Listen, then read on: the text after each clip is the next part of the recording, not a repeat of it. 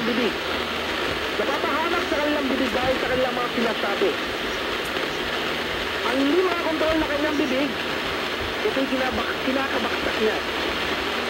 Yung mga salita na lumalabas sa iyong bibig, maraming pagkakataon sa mga sinasabi mo, hindi mo naman talaga alam ang sinasabi mo. Kung mga leksyon ang sabi, before you write, before you click, you think. I am saying this. Before you speak, you think. Before you speak, you pray. Before you say anything, you only say, Lord, sigdan mo po ng salita ang aking bibig. At makikita mo, magiging ibang yung pagsalita. It will be full of wonder. It will be full of encouragement. It will be full of peace. Kailangan pag nagsalita ka, yung nagkakagulo, magkakayos. Ang problema sa atin, pag nagsalita tayo, kadalasan, yung mga magkakayos, nagkakagulo.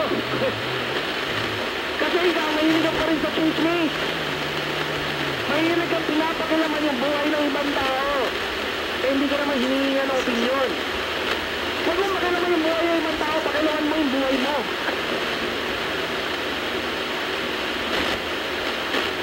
Pag ikaw ay nagsisismis, ibig sabihin, kasalanan po ito. Dahil hindi mo 100% unang-una, na yun ang inikwento mo, minsan yung dadagdagan, minsan ang mabawasan. Ang pinakamaganda ikwento mo, yung katagumpayan nila, hindi yung kasira nila. Kung meron ng kasiraan na nakikita ka sa isang tao, o usapin mo ito at igalangin mo ito.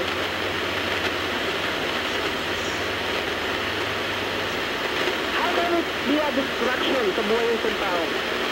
Yung salita ng isang tinatawag na isang fool, o na isang hunghang, na isang tanga. Fool, tanga sa Tagalog. And he claims as may isang patibong sa kanyang buhay. So what is this trap? Yung bawat sinasabi mo, dami nagkakaubo ngayon. Baka magkaubo ako.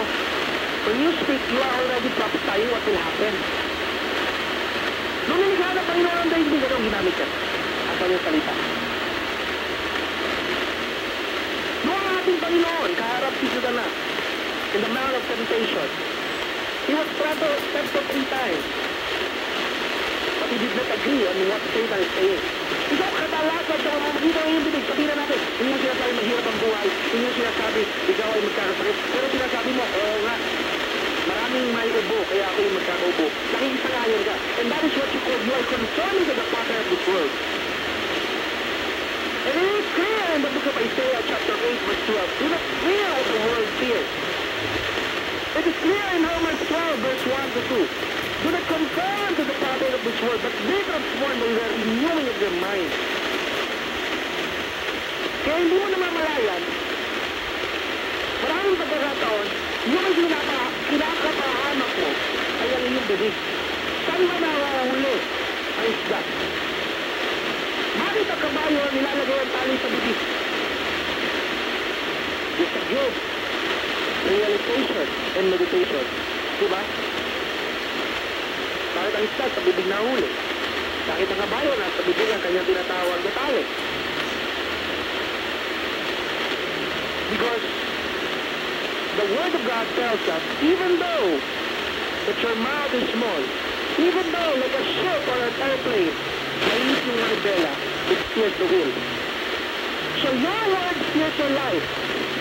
When you say that life is hard, life is difficult, life is weary, life is hopeless, yun ang mangyayari sa'yo.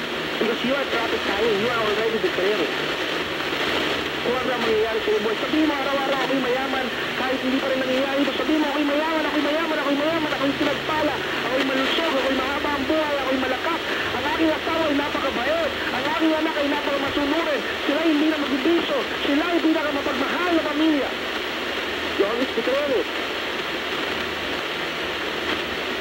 At kapag yun ang nangyayari at sinasabi mo,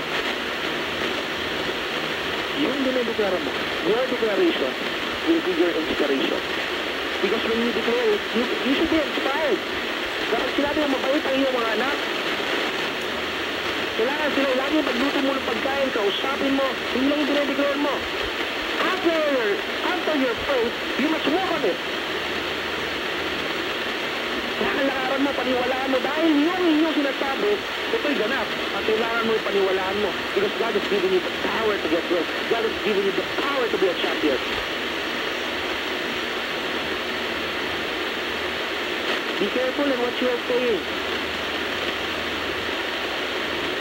Huwag mo sabihin na, stop. Yes, I know. Na meron kang pagdaraan, meron kang kapansanan, pero huwag mong tanggapin. You say yes. You say, opo. Makakapin ako. Huwag mong tanggapin that your present situation is your final destination. Your present situation is an opportunity for you to stand up.